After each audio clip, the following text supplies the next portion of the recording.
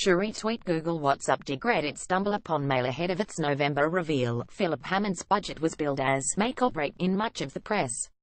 In reality, it turned out neither to make nor break the Chancellor's career. Rather, everything seems to be continuing as usual.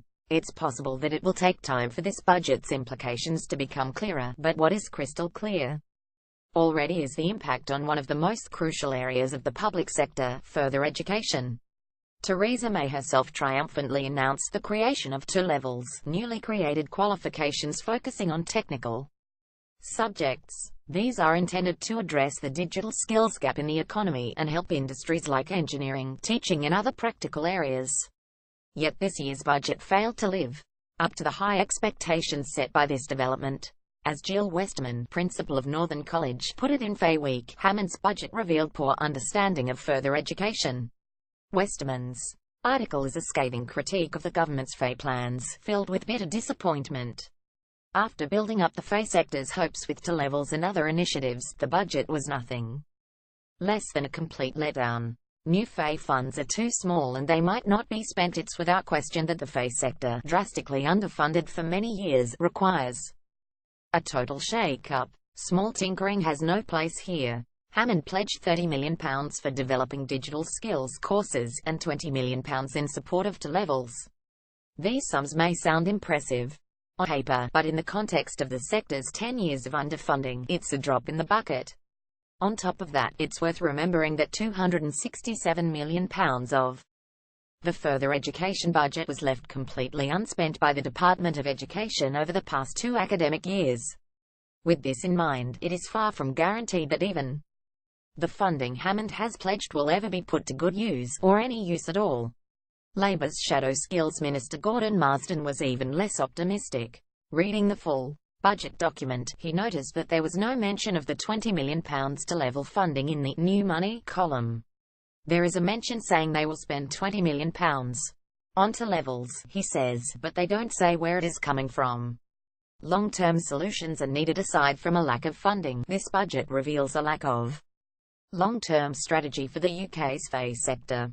Rather than improving maths excellence in the country, the new funding for maths teachers, which Hammond announced with his trademark dry wit, is actually intended to address specific issues the government created themselves with their hugely unpopular GCSE compulsory reset policy.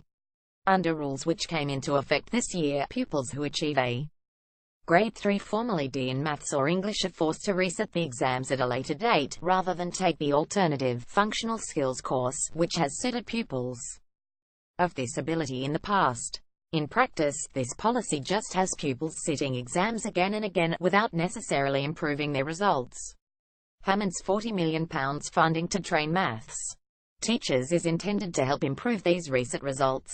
But if it wasn't for this flawed policy, Grade 3 students could happily sit functional skills courses in further education, and £40 million could be put to better use. The fact that the Chancellor is using budget statements to help save failing policies like these is emblematic of his failure to plan for the long term. This is a failure made even more stark when put into pure financial terms. Campaigners said the education sector as a whole would need £2 billion extra funding to match 201,516 levels in real terms. The tens of millions of pounds Hammond has promised have been called a sticking plaster, addressing only small issues facing the education, but not doing enough to tackle the big issues, or even to continue the same quality of education in the future. Further education is crucial to post-Brexit survival. This is depressing for further education specifically because this area of teaching is so important to the UK's success after Brexit. Industries like technology and engineering, which currently employ many EU migrants, will likely be faced with having to hire employees from closer to home. Without questions, these firms will find a significantly smaller pool of candidates to work with. Improving technical education is the only way to widen that pool and stay competitive. A recent report underlined this urgency. The Institute of Public Policy Research recommended creating an additional skills levy to complement the much-vaunted apprenticeship levy. The apprenticeship levy is charged at 0.5% of an employer's pay bill if it earns over £3 million a year, and this money goes towards funding further education through apprenticeships. A skills levy would fund in-work training, allowing further education to continue for many when they are already in the workplace. An initiative like this, or indeed a better thought-out budget, will be crucial to the country's economy in the post-Brexit world. Shuri tweet Google WhatsApp degraded stumble upon mail.